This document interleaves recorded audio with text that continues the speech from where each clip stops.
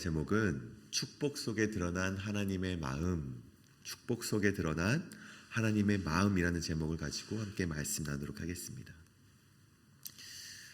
중국의 말 중에 이러한 말이 있습니다. 새는 죽을 때 그 소리가 구슬프고 사람은 죽을 때 그 말이 아름답다. 사람은요 누구나 죽음을 맞이하게 됩니다. 이 개인에게 이 죽음은 굉장히 낯설고 어떻게 보면 그 상황은 굉장히 비극처럼 보이게 되지만 인간의 오랜 역사 속에서 이 사람의 죽음은요 언제나 늘 그 곁에 있었다는 것이죠.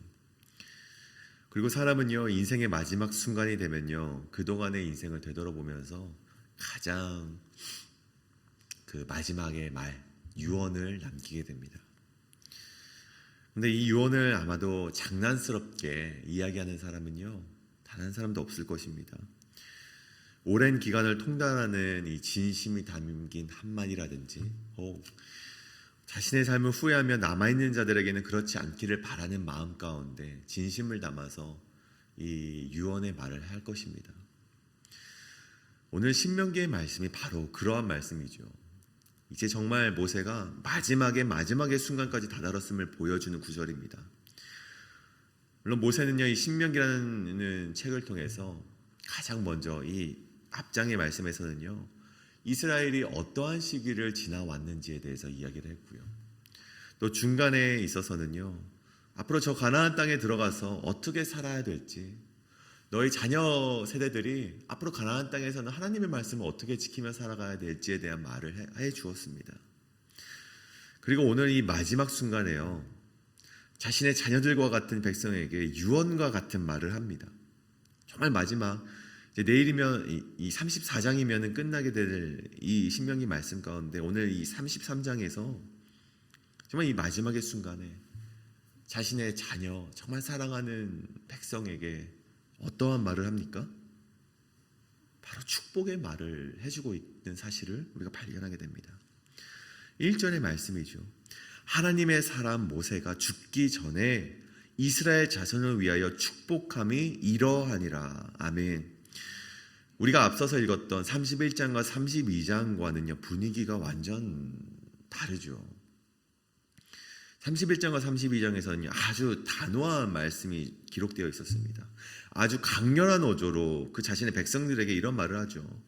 복과 저주를 선언하고 심판에 대해서 선언을 하고 율법을 강조하면서 너희가 노래를 만들어서라도 이 말씀을 지켜 행하라. 그렇게 채찍과 같은 말씀이 가득했다면요 오늘 이 33장에 와서는 정말 마지막이 될지도 모르는 이 끝부분에는요 정말 이 모세의 진심이 나오게 됩니다. 무엇입니까? 사실 지금까지 해왔던 모든 말씀이 사실 너희를 향한 축복의 말씀이었다. 너희가 나는 정말 축복받기를 바란다. 그 말씀이었다는 것이죠. 그런데 이것이 단순히 모세의 축복일까요? 그렇지 않다는 것입니다. 그들이 축복받길 원하는 것은요 모세를 통해 말씀하시는 하나님의 마음이라는 것입니다. 단순히 모세의 축복이 아니라 하나님의 마음이 모세를 통해서 이스라엘에게 전달되었다는 것입니다. 그렇다면 오늘 우리가 이 마지막에 다다른 순간에 이스라엘을 향하여 말씀하시는 축복 가운데 담겨진 하나님의 마음은 어떠한 것인지 함께 발견해내길 원합니다. 오늘 그 하나님의 마음을 우리 함께 찾아 나설 때 그렇게 발견하게 될 때 우리가 하나님의 마음을 가슴에 품으시고 이 땅을 살아가셔서 진정한 축복의 인생이 되시길 간절히 축복합니다. 첫 번째로 하나님의 축복은 그럼에도 우리를 사랑하시는 하나님의 마음이 담겨져 있습니다. 다시 한번요. 첫째로 하나님의 축복은 그럼에도 우리를 사랑하시는 하나님의 마음이 담겨져 있다는 것입니다. 2절의 말씀입니다. 그가 일렀으되 여호와께서 시내산에서 오시고 세일산에서 일어나시고 바란산에서 비추시고 1만 성도 가운데 강림하셨고 그의 오른손에는 그들을 위해 번쩍이는 불이 있도다. 아멘. 자, 먼저 이 말씀에는요 세 가지 산이 나오게 됩니다. 첫 번째로 시내산이 기록되어 있고 두 번째는 세일산, 세 번째는 바란산이 나오게 됩니다. 그 시내산에서 오시고 세일산에서 일어나시고 바란산에서 비추이셨도다. 그렇다면 먼저 시내산은 어떤 산입니까? 하나님께서 이스라엘에게 처음으로 오신 날이죠. 나타나셨던 날입니다. 이스라엘과 언약을 맺고 율법을 주시기 위해 영광 중에 강림하셨던 곳이 바로 이 시내산입니다. 그렇다면 세일산은 어떤 곳입니까? 현재 이스라엘이 이 모세 이야기를 듣고 있는 이 땅이 바로 모압 땅인데, 이 모압 땅에 들어오기 전에 건너야만 했던 그 땅이 에돔이 있는 땅, 바로 세일산이 있는 땅이었죠. 이 바란산은 그렇다면 어떤 땅인가? 이스라엘 백성이 통과해온 이 바란 광야, 이 애굽의 땅을 나와서 처음으로 그들이 경험한 땅이 바로 이 바란 광야, 바란산이 바로 그 산을 의미하는 것입니다. 즉 이 산들이 의미하는 것은요, 이 세 가지 산이 의미하는 것은요, 이스라엘의 광야 40년 여정을 뜻하는 것입니다. 시내산에서 이스라엘 백성은 하나님을 만났고요, 바란 광야에서 그들이 오랜 기간 동안에 머무르게 되었고, 에돔의 왕이 자신의 나라를 통과하지 못하게 하여 삥 돌아갈 수밖에 없는 어려움을요, 이 세일산 가운데 그들이 경험을 했다는 것입니다. 마치 우리의 인생에 가장 큰 변곡점들이 있죠. 우리 인생을 그래프로 그려보자면 정말 기쁠 때도 있고 정말 슬플 때도 있듯이, 이스라엘 백성 가운데 인생의 그래프를 그려보자면 시내산 그리고 이 바란산, 세일산에 그런 변곡점들이 있다는 것입니다. 오늘 이 산들을 의미하는 것이 바로 그 이스라엘이라는 인생의 그래프를 말하는 것이죠. 그렇다면 그 광야 여정 가운데 그 다음 구절입니다. 그 광야 생활 속에 1만 성도 가운데 강림하셨다고 이야기를 합니다. 새벽에 이 머리가 아프실 수 있지만 우리 잠시 좀 더 나눠주고자 한다면, 이 1만 성도가 무엇을 뜻하는지는요, 두 가지 견해가 있더라고요. 첫째로 이 1만 성도가 무엇을 뜻하는가? 히브리어로 이 1만 성도가 메리브 코데시라는 단어가 사용이 됩니다. 메리브 코데시. 근데 이 당시 때는요, 이 히브리어라는 단어 자체에 모음이 사실은 없었습니다. 자음만이 기록이 되어 있었습니다. 그래서 이 메리브 코데시라는 자음을 보자면 뭐 미음, 리을, 비읍, 키읔, 디귿, 시옷이라고 이렇게 적혀 있었겠죠. 이 메리브 코데시라고 읽는 것은 잘못되었다. 사실 이 히브리어가 뜻하는 바는 무리바 가데스, 자음만 따면 동일하죠. 무리바 가데스, 즉 가데스의 고지 한가운데에서 하나님께서 강림하셨다는 사실을 잘못 번역하였다라고 보는 학자들도 있습니다. 근데 중요한 것은 그런 것이 아니죠. 오늘요, 이 말씀을 통해서 우리가 이 1만 성도라는 뜻을요, 오늘 말씀에 기록된 대로 우리가 바라보길 원합니다. 물론 그러한 해석도 있지만 그러한 해석이 아니라 오늘 말씀이 기록된 대로 1만 성도의 뜻, 바로 거룩한 자들을 뜻하는 말로 하나님의 사자들, 천군 천사들을 의미하는 것으로 우리가 이 말씀을 받아들이길 원합니다. 즉 보자면 오늘 2절의 말씀은 이스라엘의 광야 생활 가운데 여호와 하나님께서 천군 천사들 가운데 강림하셨다라는 말이 됩니다. 그렇게 강림하셨는데 오른손에는 무엇이 있습니까? 번쩍이는 불이 있다는 것이죠. 오늘 성경을 보시면 이 번쩍이는 불에 대한 설명이 밑에 기록이 되어 있습니다. 설명을 보면요, 기록되길 불가타 역과 몇 사본에는 불타는 율례라고 기록되어 있다라고 쓰여져 있죠. 이 번쩍이는 불을요, 다른 말로 이 불타는 율례, 불타는 율법으로 우리가 바라볼 수 있다는 것이죠. 즉 천군 천사 가운데서 여호와 하나님께서 강림하셨는데 오른손에는요, 불타는 율례가 있다는 것입니다. 여러분, 불은 무엇을 의미합니까? 성경에 보면 불에 대한 많은 의미가 있지만 대부분 이 성경에 보면 불은요, 심판과 소멸에 대해서 이야기를 할 때 이 불이라는 단어를 사용을 합니다. 레위기 10장 2절을 보면요, 불이 여호와 앞에 나와 그들을 삼킴에 그들이 여호와 앞에서 죽은지라. 또 신명기 4장 24절에는요, 이런 말씀이 기록되어 있습니다. 내 하나님 여호와는 소멸하는 불이시요 질투하는 하나님이시라. 즉 이 불타는 율례라는 뜻을, 그 의미를 보자면요, 하나님의 율례를 듣고 순종하는 자에게는 강력한 영향력이 되지만 순종하지 않는 자, 그 말씀을 떠나 사는 사람들은요, 심판과 소멸 아래 놓일 수 있다는 것을 의미합니다. 그것이 바로 오늘 2절이 말하는 불타는 율례, 번쩍이는 불의 의미라는 것이죠. 그렇다면 이스라엘의 백성은 어떻습니까? 40년 광야 생활 동안 하나님의 불타는 율례를 잘 따르며 살았을까요? 그러지 못했습니다. 우리가 잘 알고 계시죠. 이스라엘 백성은요, 그렇게 살아가지 못했습니다. 율법을 지키라고 하나님께서 율법을 주셨는데 지키기는커녕 오히려 범죄하였고요, 우상을 섬겼고 불만이 가득한 모습을 보인 백성이 바로 이스라엘 백성이었습니다. 그래서 이 이스라엘 백성에게 남겨진 것은 무엇입니까? 이 불타는 율례 앞에서 심판과 소명을 당해 마땅한 것이 바로 이스라엘의 백성이었습니다. 그런데 오늘 말씀에 다시 돌아와서 보니 오늘 말씀은요, 이들에게 심판과 소멸이 아니라 축복의 말씀이 주어졌다는 것입니다.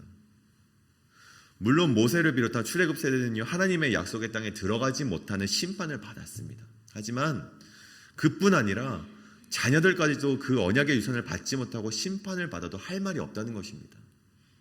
왜냐하면 그들에게 저주는요, 3, 4대까지 이루어지는 저주였기 때문입니다. 하나님께서 그렇게 말씀하셨기 때문이죠. 하지만 오늘 모세를 통해 말씀하시는 하나님의 말씀은 저주가 아니라 심판이 아니라 축복이었다는 것입니다. 그래서 우리는 이 축복 속에서 그럼에도 불구하고 우리를 사랑하시는 하나님의 마음이 담겨져 있음을 발견할 수 있다는 것입니다. 여러분, 우리는요, 냉철하게 말해서 하나님의 축복을 받을 만한 자격이 전혀 없는 존재입니다. 우리 존재가 바로 그러한 존재입니다. 왜입니까? 이 로마서 3장에서요, 아주 잘 설명하고 있습니다. 제가 대신에 읽겠습니다. 기록된 바 의인은 없나니 하나도 없으며 깨닫는 자도 없고 하나님을 찾는 자도 없고 다 치우쳐 함께 무익하게 되고 선을 행하는 자는 없나니 하나도 없도다. 그들의 목구멍은 열린 무덤이요 그 혀로는 속임을 일삼으며 그 입술에는 독사의 독이 있고 그 입에는 저주와 악독이 가득하고 그 발은 피 흘리는 데 빠른지라 파멸과 고생이 그 길에 있어 평강의 길을 알지 못하였고 그들의 눈앞에는 하나님을 두려워함이 없느니라 함과 같으니라. 우리가 알거니와 무릇 율법이 말하는 바는 율법 아래에 있는 자들에게 말하는 것이니 이는 모든 입을 막고 온 세상으로 하나님의 심판 아래에 있게 하려 함이라. 그러므로 율법의 행위로 그의 앞에 의롭다 하심을 얻을 육체가 없나니 율법으로는 죄를 깨달음이니라. 아멘. 율법 아래에 놓여있는 자들, 즉 누구를 말합니까? 이 땅을 살아가는 모든 존재들을 말하는 것입니다. 이 땅에 살아가는 모든 존재들이요, 하나님 앞에서 선을 행하는 자들이 단 하나도 없다는 것입니다. 그래서요, 우리는요, 이러한 것들을 피해야 됩니다. 내가 그나마 좀 올바르지, 그런 생각이라든가 그렇게 말하는 사람들이 있다면요, 우리는 피해야 됩니다. 그나마 이 정도면 내가 개중에서 낫지라는 생각을 우리는 버려야 되고요, 그렇게 생각하는 자들이 있다면요, 그들에게 말해줘야 됩니다. 잘못되었다고 말해줘야 된다는 것이죠. 왜요? 다 거짓이기 때문입니다. 율법의 행위를 지키면서 내가 거룩하다고 말하는 것들 다 거짓이라는 거예요. 율법의 행위로는요, 그 앞에서 의롭다 하심을 받을 육체가 전혀 없다는 것입니다. 그렇다면 오늘 이 백성이 모세를 통해서 하나님의 축복을 받을 수 있었던 그 이유가 무엇입니까? 다시 말씀드립니다. 그것은요, 나의 행위 때문이 아닙니다. 그나마 내가 올바르게 행동했기 때문에 하나님의 축복을 받는다? 전혀 아니라는 것이죠. 그것은 전적으로 하나님의 은혜로 말미암은 것임을 우리가 알아야 된다는 것입니다. 그들이 축복받을 수 있는 유일한 이유가 무엇인가? 3절에 기록되길 하나님께서 그들을 사랑하셨고요, 그래도 그들이 주의 발 아래 앉아 있었기 때문에 그들이 하나님의 축복을 받을 수 있었다는 것입니다. 하나님을 향한 믿음이 그들에게 보여질 때 여전히 나는 죄인이지만 죄 없다고 도장을 찍어주시듯 하나님께서 우리를 의인으로 인쳐주신다는 사실입니다. 여러분, 우리는 기억해야 합니다. 우리의 의는요, 실패했습니다. 우리의 의로움은요, 결코 하나님 앞에 도달할 수 없습니다. 우리의 의는요 선하다고 말할 것이 단 하나도 없습니다. 유일하게 우리가 의롭다 여김을 받을 수 있는 것이 있다면 그저 하나님의 발 아래에 앉아 있는 것뿐입니다. 그러기 위해서 우리가 해야 될 것이 한 가지 있습니다. 무엇입니까? 나의 의로움을 주장하기를 멈추셔야 됩니다. 나의 죄됨을 인정하는 회개로 나아가야 합니다. 그리고 주님 발 앞에 앉아 있을 때 예수 그리스도를 나의 구주로 믿음으로 고백할 때에만이 여러분이 하나님의 축복을 받으실 수 있음을 반드시 기억하시는 은혜가 이 시간 가운데 함께 하시길 간절히 축복합니다. 둘째로 하나님의 축복은요 우리를 통해 일하시고자 하는 하나님의 마음이 담겨져 있다는 것입니다. 다시 한번요, 하나님의 축복은 우리를 통해 일하시고자 하는 하나님의 마음이 담겨져 있다는 것입니다. 오늘 6절부터 17절까지의 말씀에서 이 루벤과 유다, 레위와 베냐민, 요셉의 지파를 향한 이 모세의 축복이 나오게 됩니다. 그리고 그 축복은요 각 지파마다 제각기 다른 축복으로 하나님께서 주셨습니다.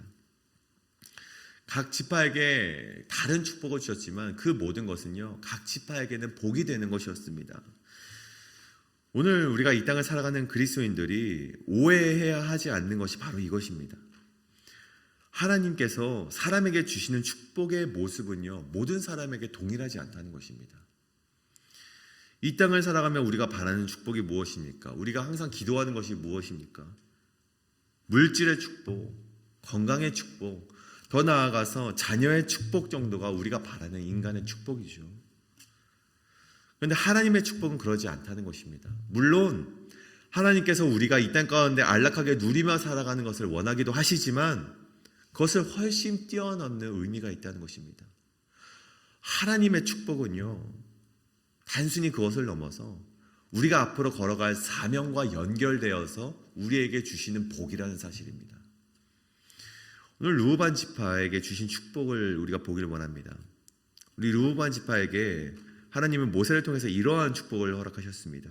죽지 아니하고 살기를 원하며 그 사람의 수가 적지 아니하기를 원하나이다. 이 말씀을 보면요 다른 지파에 보면 정말 보잘것없는데 라고 생각할지 모릅니다. 물론 르우벤이 저지른 죄 때문에 그의 축복이 적을 수는 있겠죠. 이 르우벤은요 이 아버지 되는 야곱의 첩인 이 비라를 범하였기 때문에 이 장자권을 얻지 못하게 됩니다. 그럼에도 오늘 이 르우벤에게 주어진 축복은요 분명 이 르우벤에게는요 복이 되는 축복임은 분명했습니다. 왜냐하면 이 르우벤 지파는요 이제 이 모압 땅을 지나가 요단강을 들어가게 될 때 이 요단강의 가장 동쪽에 있는 땅을 상속을 받았습니다. 그 말인즉슨 가장 이 적군의 위협 속에서 살아갈 수밖에 없는 땅을 상속받았다는 것입니다. 매번 돌아오는 전쟁 가운데 가장 최전선에서 그들의 위협을 맞이해야 됐고요.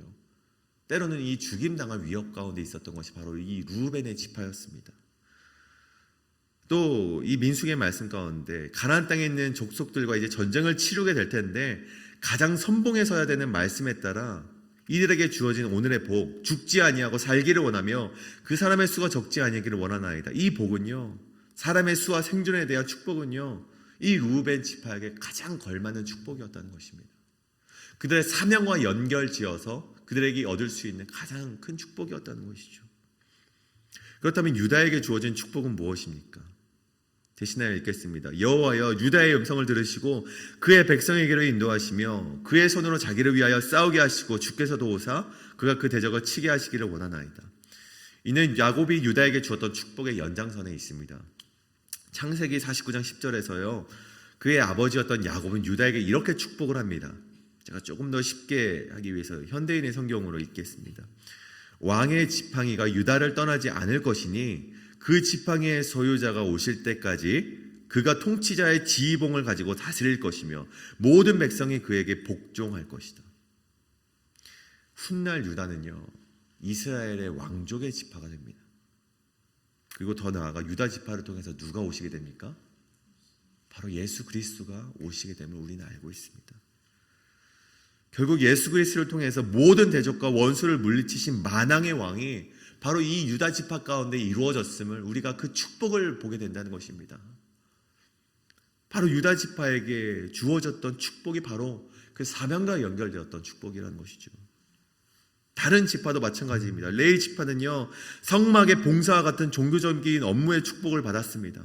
그리고 그 가운데 오늘 이 11절 말씀에 그를 대적하여 일어나는 자와 미워하는 자의 허리를 꺾으사 다시는 일어나지 못하는 축복을 받았다는 것이죠. 그리고 요셉 지파도 마찬가지로 땅의 풍요로움과 번성의 축복을 정말 그 사명대로 받았다는 것입니다. 하나님께서는요, 각 사람과 각 지파의 상황에 맞는 축복, 즉 그들에게 주어진 이 땅에서의 사명이 잘 이루어질 수 있도록 그들에게 걸맞는 축복을 허락하셨다는 것입니다. 사랑하는 여러분, 이것이 바로 하나님이 여러분에게 주실 축복이라는 것입니다. 단순히 잘 먹고 잘 사는 축복, 우리의 자녀들이 잘 되는 축복, 물론 우리가 그러한 축복을 바랄 수도 있겠죠. 하지만 진정으로 하나님께서 여러분에게 주시고자 하는 축복은요, 여러분이 이 땅 가운데 하나님의 나라를 만들어갈 때 필요한 여러분의 사명 가운데 형통할 수 있는 축복, 여러분이 그 사명을 감당할 수 있는 그 감당에 걸맞는 능력의 축복을 여러분에게 허락하시길 간절히 원하고 계시다는 것입니다. 그래서 우리는 기도할 때요, 이렇게 기도를 해야 됩니다. 단순히 물질적이고 정신적인 이익을 위한 기도보다 우리는 이렇게 기도하며 나아가야 됩니다. 하나님, 나의 원대로만 없이고 하나님의 뜻대로 없어서, 즉 나를 통해 일하시는 하나님께서 나의 필요를 채워주시고 나보다 나를 잘 아시는 주님께서 나의 갈 길을 열어달라는 기도가 진정 우리에게 필요한 축복의 기도라는 것입니다. 사랑하는 여러분, 우리가 오늘 말씀의 결론을 맺길 원합니다. 오늘 하나님의 축복을 통해 우리가 알 수 있는 것이 있습니다. 가장 먼저 무엇입니까? 나는 죄인이구나. 나로서는 의로운 것이 하나도 없구나. 하나님의 오늘 이 축복의 말씀 가운데 우리가 그것을 가장 먼저 발견해내시는 은혜가 있길 간절히 소원합니다. 우리 안에는요, 의로움이 없어서 우리가 하나님을 의지하지 않는다면 그저 사망의 골짜기로 걸어가는 인생이 될 수밖에 없습니다. 하지만 하나님께서 먼저 우리를 사랑하셨고 회개하는 자에게, 자신의 곁에 앉아서 자신을 의지하는 자에게 기회를 주시며 사명을 완수할 수 있도록 우리의 필요를 채워주신다는 것, 이것이 바로 우리를 향한 하나님의 마음이며 우리를 향한 하나님의 축복임을 기억하시는 그 은혜가 여러분에게 함께 하시길 간절히 축복합니다. 여러분, 우리가 이 시간 기도하길 원합니다. 우리가 기도할 때 다시 한번 말씀드립니다. 단순히 물질적인 축복을 위해서 기도하길 원치 않습니다. 하나님, 회개하며 당신을 따르고자 나오는 우리를 불쌍히 여겨주시옵소서. 오늘 우리의 기도가 그러한 기도 되기를 원합니다. 그리고 나를 통해 일하시는 하나님의 손길을 느끼게 하여 주셔서 그 사명을 잘 감당할 수 있도록 인도하여 달라고, 이 시간 우리 함께 기도할 때 그러한 기도의 제목을 가지고 이 시간 통성으로 함께 기도하며 나아가도록 하시겠습니다. 사랑이 많으신 하나님 아버지, 우리가 기도하며 나아갑니다. 주여 아버지여, 우리가 기도할 때 단순히 우리가 물질적인 축복을 바라며 나아가는 것이 되길 원치 않습니다.